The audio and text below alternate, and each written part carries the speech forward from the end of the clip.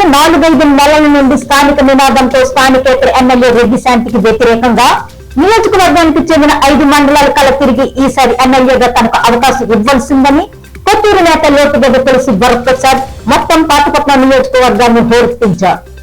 ఇతనే కాక కాపు corporation chairman మరొక వర్గానికి గంట తిప్పుకుంటూ ఇతనికి దీటుగా తనకు ఎమ్మెల్యే అవకాశం ఇవ్వాలని నియోజకవర్గంలో గందరగోళం సృష్టించారు.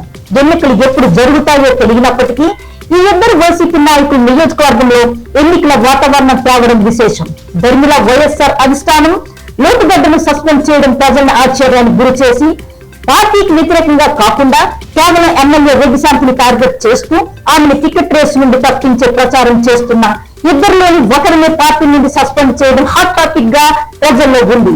ఎమ్మెల్యే రెడ్డి శాంతి ఎమ్మెల్యేగా విఫలమైన పరిస్థితుల్లో ప్రజల్లో ఎంతో కొంత పట్టు ఉన్న లోటుగడ్డను సస్పెండ్ చేయడం పార్టీ కొంత నష్టపోయే అవకాశం ఉందని రాజకీయ విశ్లేషకుల అంచనా. News desk.